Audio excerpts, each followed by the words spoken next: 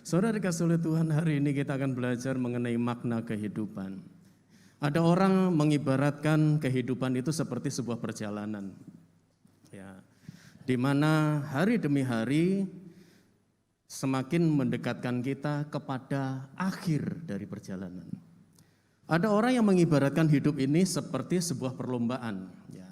Satu dengan yang lain saling berlomba untuk meraih sesuatu. Ada juga yang mengibaratkan hidup ini seperti orang mampir ngombe, orang Jawa bilang, hanya mampir minum. Di mana hidup ini itu sementara. Ya. Bagi yang melihat hidup ini sebuah perjalanan, dia akan menikmati sedemikian rupa perjalanan hidupnya, dia akan menggunakan hari-hari sedemikian rupa di sepanjang perjalanan hidupnya. Dan bagi mereka yang melihat hidup ini sebuah perlombaan, dia akan berjuang sekuat tenaga supaya dia bisa meraih yang terbaik. Ya. Dan bagi mereka yang melihat hidup ini sebagai orang yang mampir minum, ibarat orang hanya mampir minum dan kemudian setelah itu selesai, maka dia akan menggunakan waktu yang begitu pendek untuk berusaha mengisi waktu itu seefisien mungkin. Tidak menyia-nyiakan kesempatan. Dia akan berusaha sedemikian rupa supaya walaupun waktunya pendek, itu menjadi waktu yang berarti. Ya. Nah saudara, dari hal-hal ini saya ingin ajak saudara melihat nilai kebenaran, nilai kehidupan yang kita juga temukan dalam kebenaran firman-Nya. Kita akan membaca dalam 1 Petrus pasal yang ketiga, ayat yang ke-10. 1 Petrus 3 ayat yang ke-10. Kita baca sama-sama. Ya. Saudara yang berada di rumah, saudara bisa melihat teks di bawah. Mari kita baca sama-sama ayat ini. 2, 3. Siapa yang mau mencintai hidup dan mau melihat hari-hari baik, ia harus menjaga lidahnya terhadap yang jahat dan bibirnya terhadap ucapan-ucapan yang menipu. Saya beri penekanan bagian A. Di mana melalui ayat ini kita diminta yang pertama, hargai hidup. Hargai hidup yang Tuhan beri dalam kehidupan kita.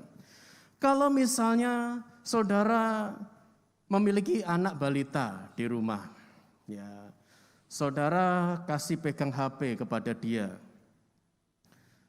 Dan anggaplah itu HP satu-satunya yang saudara miliki. Ya. Tentunya saudara akan menjaga atau memastikan bahwa anak kita tidak akan membanting HP itu. Anak kita tidak akan mencelupkan HP itu ke dalam air. Kenapa? Karena dia belum tahu. Dia belum mengerti betapa pentingnya HP ini. Apalagi di saat-saat darurat. Ya. Nah, inilah yang seringkali menggambarkan masalah dalam kehidupan manusia. Berapa banyak kali orang itu tidak menghargai sesuatu yang sangat berharga dalam hidupnya. Tidak menghargai hidupnya. Betapa berharganya hidup ini. Betapa berharganya hidup saudara dan saya. Seringkali orang memakai waktu untuk melakukan hal-hal yang tidak berguna. Ya.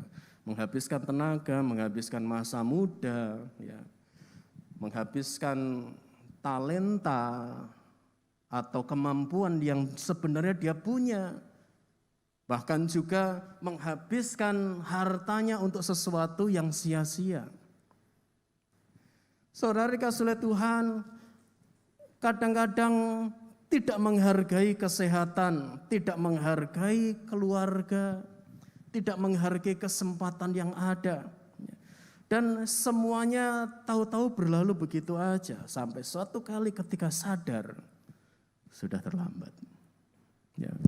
Betapa banyak kali orang menyesal itu bukan di depan, tetapi penyesalannya di belakang. Karena dia tahu semua yang terbaik dia sia-siakan. Semua yang harusnya dia bisa capek, dia bisa perjuangkan, dia tidak lakukan itu. Makanya di akhirnya dia berkata, saya menyesal. Dan semuanya sudah terlambat. Nah, sebelum semuanya terlambat, betapa pentingnya kita tahu dan menghargai hidup kita. Kita menghargai waktu-waktu yang Tuhan sedang lakukan, Tuhan berikan dalam kehidupan kita. Waktu dalam bahasa Yunani memiliki dua arti. Yang pertama, kronos. Kronos ini waktu yang bisa diukur, seperti hari, tanggal, bulan, tahun. Ya, ini kronos. Dan yang kedua, kairos. Kairos ini berbicara tentang kesempatan. Kesempatan yang bisa hilang, tetapi juga bisa kita manfaatkan dan kita tidak sia-siakan. Yaitu kairos. Nah saudara, ada banyak waktu di dalam kehidupan kita. Dan betapa banyak kali Tuhan nyatakan kairosnya dalam hidup kita. Kesempatan demi kesempatan Tuhan berikan, Tuhan sediakan di hadapan kita. Adakah kita meraihnya? Dan kita anggap ini kesempatan yang terbaik. Ya. Nah saudara, waktu kita hidup di dalam dunia ini begitu berharganya. Ya. Yang kedua, jadikan hari ini sebagai hari yang terbaik. Ya. Kita baca di dalam Ibrani 3 ayat yang ke-13. Ibrani 3 ayat yang ke-13. Kita baca sama-sama. 2, 3. Tetapi nasihatilah seorang akan yang lain setiap hari, selama masih dapat dikatakan hari ini, supaya jangan ada di antara kamu yang menjadi tegar hatinya karena tipu daya dosa. Jadikan hari ini sebagai hari yang terbaik. Ketika saudara menjadikan hari ini sebagai hari yang terbaik, maka saudara akan berusaha untuk melakukan yang terbaik hari ini. Maka saudara akan berusaha untuk memberi yang terbaik hari ini. Maka saudara akan berusaha menjadi yang terbaik hari ini. Ya. Melakukan yang terbaik bagi Tuhan. Melakukan yang terbaik bagi diri kita sendiri. Ya. Melakukan yang terbaik bagi keluarga kita. Bagi suami, bagi istri, bagi anak, bagi orang tua kita, bagi kakak maupun bagi adik kita. Kalau kita melihat hari ini sebagai hari yang terbaik, saudara pasti akan berusaha melakukan yang terbaik bagi mereka. Ya. Dan saudara akan belajar untuk memberi yang terbaik, di mana saudara melakukan hidup benar di mata Tuhan. Ya. Saudara akan berusaha, saya harus hidup benar. Saya harus hidup berkenan kepada Tuhan. Ya. Karena apa saudara? Karena kita tahu, kita tidak bisa kembali ke masa lalu.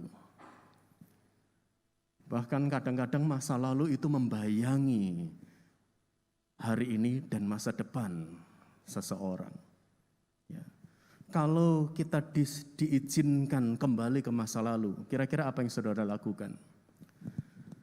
Semua kesalahan-kesalahan, semua hal-hal yang buruk, semua keputusan yang salah yang kita lakukan, kita pasti akan benahi. Tapi itu tidak pernah terjadi, saudara. Tidak akan kita kembali ke masa lalu. Dan yang ada adalah hari ini dan masa depan. Dan dengan melihat hal itu, mari pakailah hari ini. Dan nilailah hari ini sebagai hari yang terbaik. Amin, saudara. Untuk kita melakukan yang terbaik hari ini. Dan ketika saudara menapaki besok, saudara katakan hari ini adalah hari yang terbaik. Kalau setiap hari saudara berkata hari ini adalah hari yang terbaik, saudara akan pasti berjuang untuk melakukan semua hal-hal yang terbaik. Baik dalam hidup kita, keluarga kita, maupun kepada Tuhan. Karena apa? Ketika kita melihat hari ini sebagai hari yang terbaik, saudara percaya bahwa saudara pasti juga menikmati yang terbaik? Pasti. Amin, saudara. Walaupun mungkin seringkali ketika kita sedang belajar melakukan yang terbaik di hadapan Tuhan, kita ketemu masalah. Kita ketemu tantangan, kita ketemu kesulitan. Tetapi bagi orang yang memiliki cara pandang bahwa hari ini adalah hari yang terbaik, maka dia akan tetap berusaha. Tetap saya akan lakukan yang terbaik walaupun sulit. Tetap saya akan berusaha melakukan yang terbaik walaupun mustahil. Karena apa? Dia percaya Allah menyertai dia. Amin saudara. Allah menyertai kita. Ketika Allah menyertai kita, maka kita akan percaya hari yang terbaik, saya lakukan yang terbaik, maka Tuhan yang terbaik akan memberikan yang terbaik dalam hidup kita. Amin. Amin. Nah, di dalam Lukas pasal yang ke-16 ayat 19 sampai 31 kita tidak baca di sana. Kita melihat penyesalan orang kaya ya yang diceritakan oleh Yesus di dalam kisah ini. Di mana dia sudah terlambat ya. Terlambat artinya penyesalannya itu sudah terlambat. Dia baru sadar ketika kematian sudah datang. Yesus menceritakan bagaimana kalau saudara baca di ayat 19 dalam Lukas 16 ini, ada seorang kaya yang setiap hari berpesta. Dia setiap hari mengenakan jubah ungu dan kain halus. Di ayat yang ke-20, di situ dikatakan ada seorang pengemis yang bernama Lazarus. Pakainya compang-camping dan hidupnya sangat menderita. Dia berada di pintu orang kaya itu. Mengharapkan setidaknya ada remah-remah roti atau sepotong atau secuil tulang yang terlempar dan dia bisa makan di sana. Tetapi sampai dengan hari matinya dia tidak mendapatkan itu. Apa yang kita bisa tangkap di sini? Ini bukan mendiskreditkan orang kaya.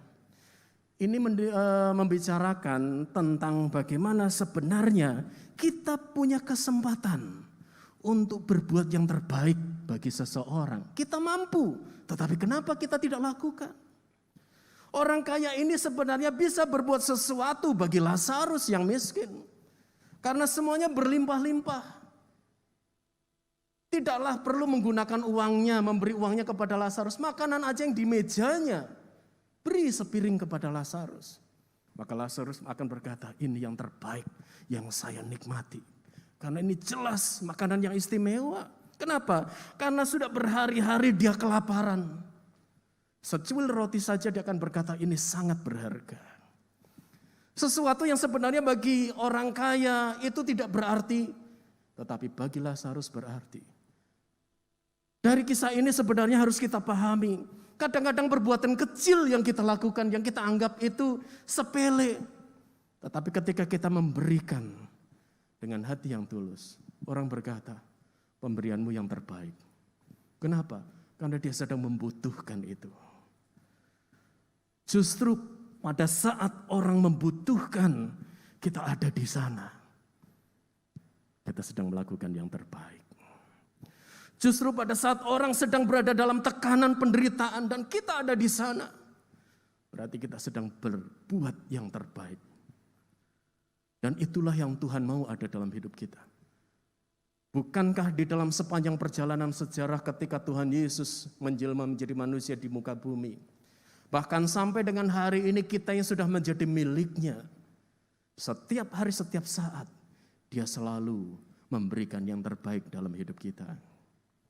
Perhatian yang terbaik, penyertaan yang terbaik, berkat yang terbaik. Bahkan kita bisa menghirup nafas dengan baik, bukankah itu yang terbaik yang Tuhan berikan? Bagaimana dengan mereka yang berada di ICU? Berada di ruang mereka harus menghirup oksigen karena apa? Sesak nafas. Jadi kalau kita diberi kesempatan untuk kita menilai hidup kita dan juga menganggap ini hari yang terbaik, di mana Tuhan membuat saya bisa bernafas dengan lega, bernafas dengan baik. Kenapa kita tidak juga belajar melakukan yang terbaik dan memberi yang terbaik bagi kemuliaan nama Tuhan? Tidak mudah memang, karena kadang-kadang harus menyangkal diri. Ada proses. Tetapi ketika kita belajar, lakukan dari hal-hal yang sederhana, maka kita akan selalu melihat Tuhan memberkati apapun yang kita kerjakan. Karena kita selalu melihat ini hari yang terbaik. Saya harus belajar memberi yang terbaik. Amin, saudara? Amin.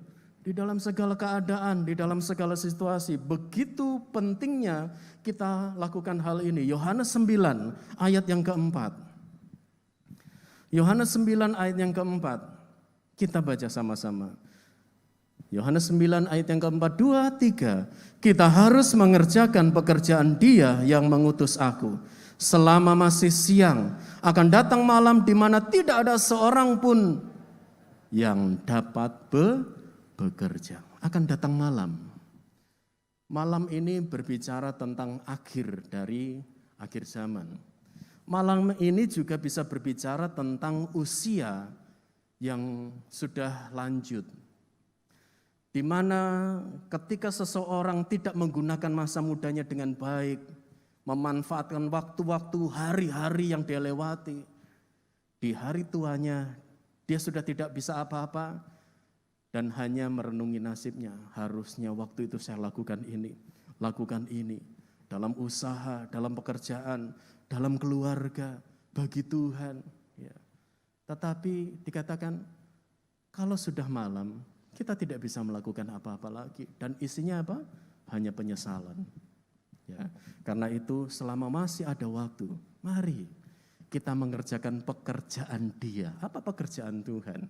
Menjadi saksi. Apa pekerjaan Tuhan? Mempraktekkan kebenaran firman Allah dalam hidup kita. Apa pekerjaan Tuhan? Membawa jiwa-jiwa datang dan percaya kepada Yesus yang adalah Tuhan dan Juru Selamat. Ya.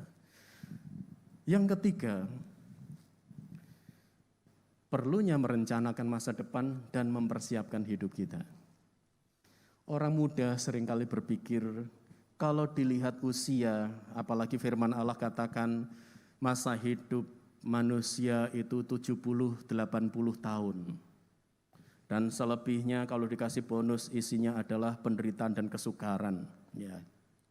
Jadi kalau dipikir perjalanan hidup itu 70-80 tahun, saya ini masih 15 tahun, saya ini masih 20 tahun, saya ini masih 30 tahun, ya. Kadang-kadang santai hidupnya. Tetapi perhatikan, Tuhan bisa panggil seseorang bukan karena usia yang sudah lanjut. Di usia-usia baru dalam kandungan saja Tuhan bisa ambil dia. Baru berumur 10 hari tahu-tahu Tuhan sudah panggil. Baru berumur 10 tahun Tuhan sudah panggil. Jadi tidak selalu waktu yang harus kita persiapkan untuk kita menghadap Tuhan itu tidak selalu kalau usia tua. Tetapi setiap waktu, setiap hari, setiap saat, entah yang tua, khususnya malah yang muda, siapkan hidup kita. Ya. Karena Tuhan punya waktu bagi kita masing-masing. Ketahui apa yang terjadi di masa depan dan rencanakan, persiapkan hidup kita di masa depan. Artinya begini saudara, coba kita lihat di dalam 2 Timotius 3 ayat yang pertama. Apa yang terjadi di masa depan? Yang sebenarnya sekarang ini sudah mulai terjadi. Kita baca 2-3. Ketahuilah bahwa pada hari-hari terakhir akan datang masa yang sukar. Sudah terjadi hari ini. Dan ke depan nanti semakin sukar. Itu masa depan yang akan kita hadapi. Kemudian Matius 24 ayat 37 sampai 39. Matius 24 ayat 37 sampai 39. Sebab sebagaimana halnya pada zaman Nuh, demikian pula halnya kelak pada kedatangan Anak Manusia.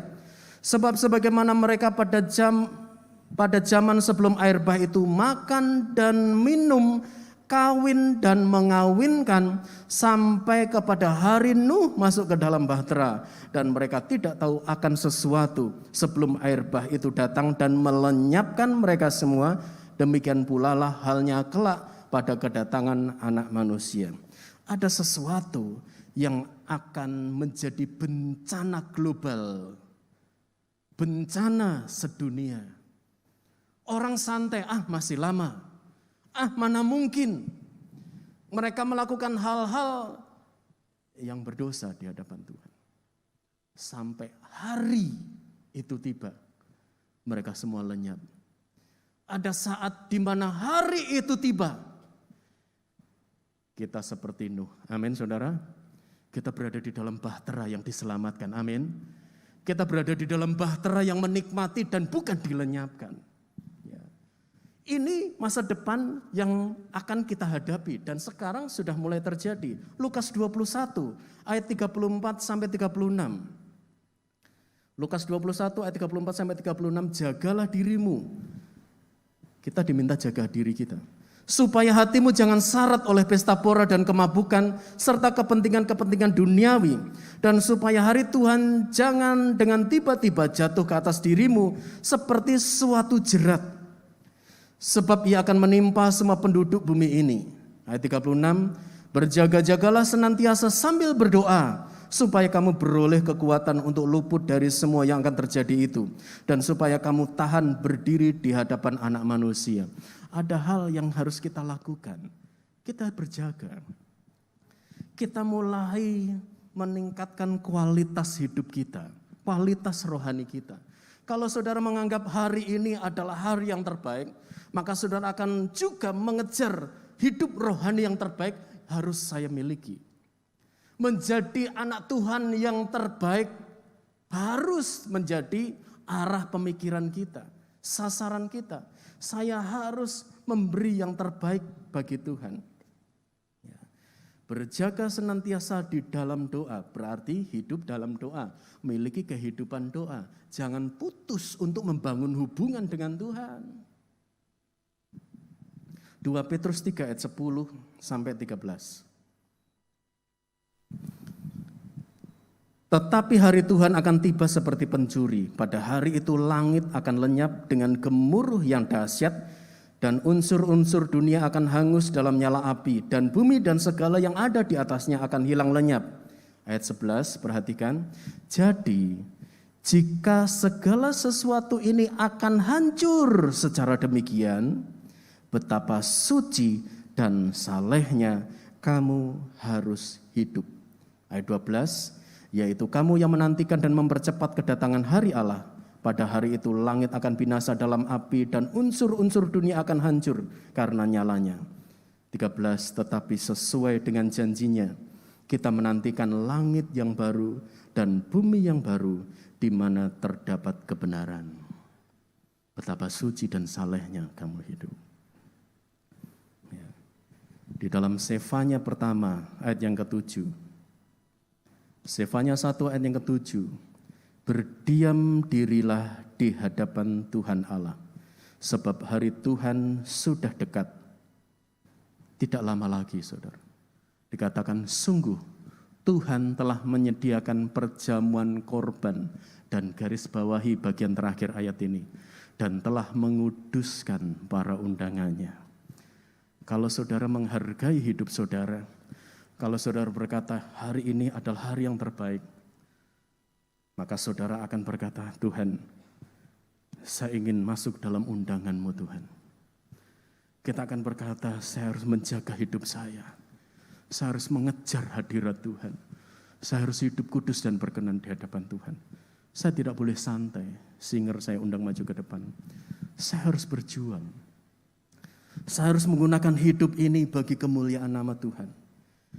Bahkan ketika kita menghadapi masalah, seringkali banyak anak Tuhan yang menyerah, menyalahkan Tuhan, ataupun menyalahkan orang lain. Seolah-olah tidak bisa menerima bahwa kadang-kadang masalah, kesulitan, tantangan itu terjadi juga karena dirinya. Tetapi ada satu hal yang saya mau tekankan kepada saudara sekalian adalah, semua masalah, tantangan, kesulitan, itu Tuhan izinkan selalu di sepanjang perjalanan kehidupan kita. Karena Tuhan punya rencana yang indah di semua keadaan-keadaan ini. Masa-masa sulit Tuhan izinkan kita menempuhnya. Masa-masa sukar Tuhan izinkan datang dalam hidup kita. Bahkan sakit penyakit yang kadang-kadang sepele tetapi di lain hari kita bingung dengan sakit yang kita alami. Tuhan izinkan terjadi. Tetapi semua dan semuanya adalah untuk saudara menyadari bahwa betapa pentingnya kita menggunakan hari-hari kita, menghargai hidup kita dengan baik. Betapa pentingnya hidup ini. Betapa pentingnya saudara selalu mengandalkan Tuhan dalam hidup saudara. Karena Tuhan pasti akan campur tangan, menguatkan, dan Dia akan melakukan mujizat. Yang Tuhan pesankan dalam hidup kita, jangan pernah menyerah. Jangan pernah putus asa. Kalau toh saudara berkata hari ini adalah hari yang terbaik. Saudara sedang ada dalam pergumulan. Dan ada air mata yang saudara teteskan. Tetapi sekali lagi katakan, saya tidak akan menyerah. Karena Tuhan saya dahsyat. Amin. Selalu akan ada mujizat. Tuhan pasti campur tangan. Tuhan pasti bekerja. Tuhan pasti berkarya. Amin. Kita angkat pujian ini sama-sama. Tuhan tidak pernah berjanji langit selalu biru. Tetapi yang jelas Dia selalu ada dalam hidup kita. Amin.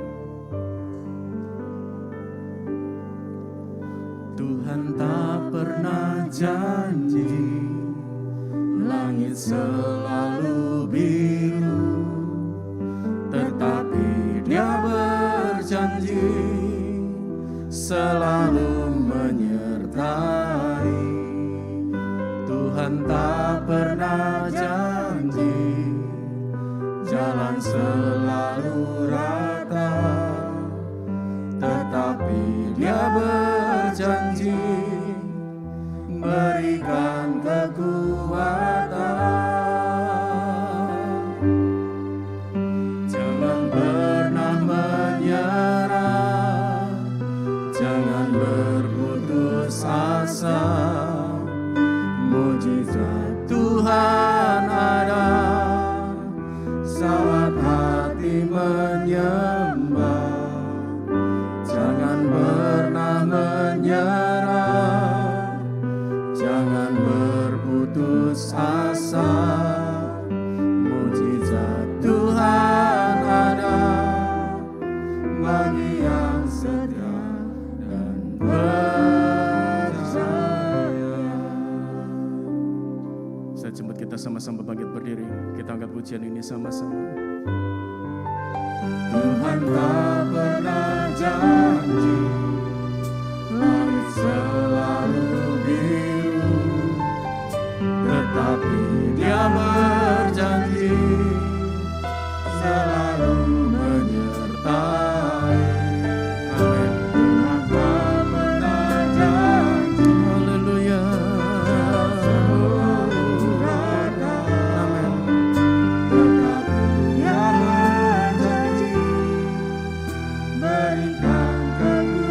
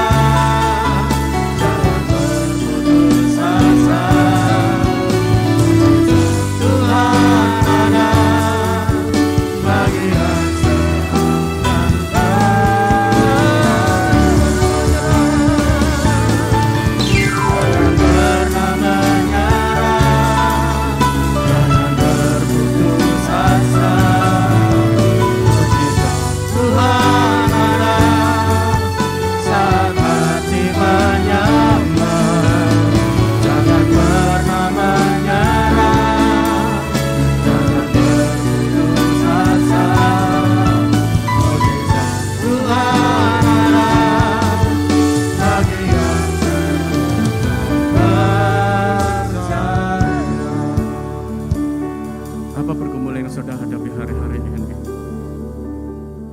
tetaplah arahkan mata dan hati kita kepada Tuhan. Selalu yang terbaik Dia berikan dalam hidup kita. Hidup saudara berharga di mata Tuhan. Hidup saudara istimewa di mata Tuhan. Seberapa buruk orang menilai hidup saudara, jangan ambil hati. Karena Tuhan menilai hidup saudara istimewa di matanya. Orang boleh menilai yang buruk dalam hidup kita, tetapi jangan pernah dipengaruhi oleh apa kata orang. Karena saudara adalah milik Tuhan.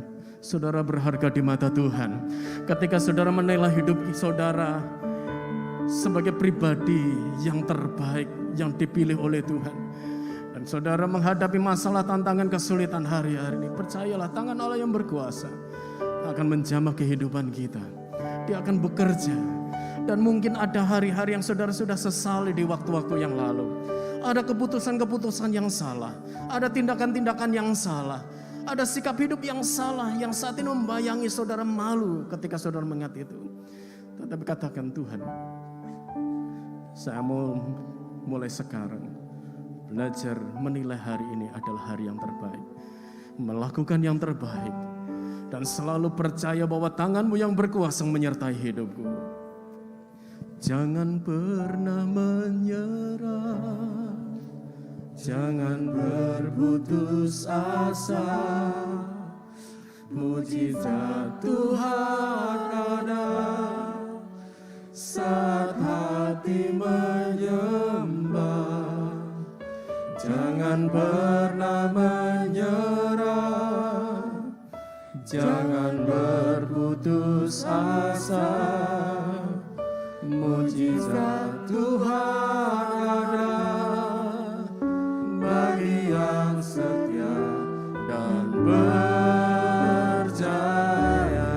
Jangan pernah menyerah, jangan pernah menyerah, jangan berputus asa. Mujizat Tuhan ada saat hati menyembah. Jangan pernah menyerah, jangan berputus asa. Mujizat Tuhan ada bagi yang setia dan percaya. Saudara yang pergumulan, yang menghadapi pergumulan hari-hari ini, saudara bisa mengangkat tangan di tempat saudara ada. Maupun Bapak Ibu saudara yang berada di rumah, saudara bisa mengangkat tangan di tempat saudara ada. Percayalah, pergumulan saudara, masalah saudara, bahkan hidup saudara akan dipulihkan oleh Tuhan. Semuanya Tuhan akan selesaikan. Semuanya Tuhan akan berbaharui pikiran dan hati kita, untuk kita memiliki langkah yang tepat, memiliki pertolongan dan jalan keluar daripada Tuhan. Bapa di surga, Engkau melihat tangan-tangan yang terangkat. Pegang tangan-tangan ini Tuhan. Dan juga tumpangan tangan-Mu yang penuh dengan berkat dan kuasa itu Tuhan, menjamah satu persatu ya Bapa. Di dalam nama Tuhan Yesus Kristus, apapun pergumulan masalah yang saudara sedang hadapi, apapun kelemahan tantangan yang saudara sedang hadapi, di dalam nama Tuhan Yesus Kristus, Allah menjamah, terjadi mujizat, terjadi pertolongan Tuhan dalam nama Tuhan Yesus Kristus. Sukacita surga, damai sejahtera Allah turun, kekuatan yang baru Tuhan limpahkan. Silakan saudara turun tangan.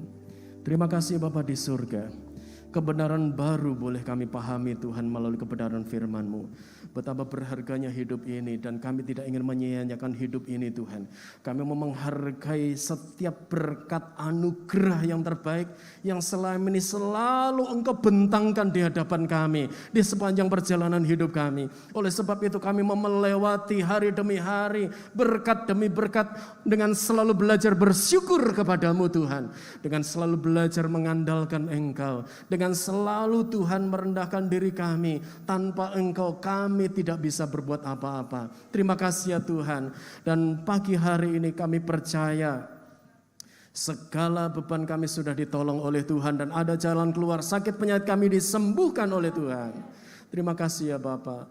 Kami percaya bangsa ini pun Tuhan, Allah akan melawatnya. Allah memberkati bangsa kami. Allah mengasihi bangsa kami. Kesejahteraan bangsa ini adalah kesejahteraan kami. Memberkati dan melawat para pemimpin negara kami ya Bapa. Baik dari pusat sampai ke daerah. Mereka adalah orang-orang yang diberikan kebijaksanaan yang daripada Tuhan. Untuk mengatur seluruh pemerintahan yang ada. Dan setiap kuasa-kuasa ataupun tindakan-tindakan dari orang yang tidak bertanggung jawab yang mencoba memecah belah atau mengacaukan Tuhan negara kami, maka di dalam nama Tuhan Yesus Kristus kami akan patahkan Tuhan, Engkau akan menghalonya Tuhan, dan semuanya dapat diatasi Tuhan oleh aparat keamanan negara kami. Terima kasih ya Bapa. Kami percaya hidup kami pun hidup dalam rancangan-Mu. Kalau sebentar kami akan tinggalkan tempat ini, kami percaya berkat yang terbaik turun dalam hidup kami. Kami percaya kami yang sedang terbaring saat ini di tempat di mana kami ada, kami sudah dilawat oleh Tuhan dan disembuhkan. Kami percaya segalanya menjadi luar biasa. Dan pagi hari dan seterusnya yang dahsyat, yang terbaik kami nikmati dan kami lakukan juga Tuhan. Mari kita angkat tangan kita. Kita terima rahmat berkat yang datangnya dari tempat yang maha tinggi. Berkat Allah Abraham, Allah Ishak, Allah Yakub tercurah dalam kehidupan kita sekalian. Berkat di dalam nama Tuhan Yesus Kristus, di mana Tuhan melimpahkan pengurapannya lipat kali ganda. Roh hikmat dan wahyu untuk mengenal Allah dengan benar. Kepenuhan kealahan pikiran Kristus, kedewasaan rohani Tuhan limpahkan. Berkat jasmani yaitu kesehatan yang terbaik. Hidup yang diberkati oleh Tuhan. Keluarga yang diberkati oleh Tuhan. Sekolah, kuliah, pekerjaan yang diberkati oleh Tuhan, serta masa depan yang diberkati oleh Tuhan, menjadi bagian hidup kita mulai hari ini sampai Tuhan datang kedua kali. Terima kasih Tuhan. Kami terima berkat-Mu, kami pulang dengan damai sejahtera Allah di dalam nama Tuhan Yesus Kristus. Haleluya. Amin.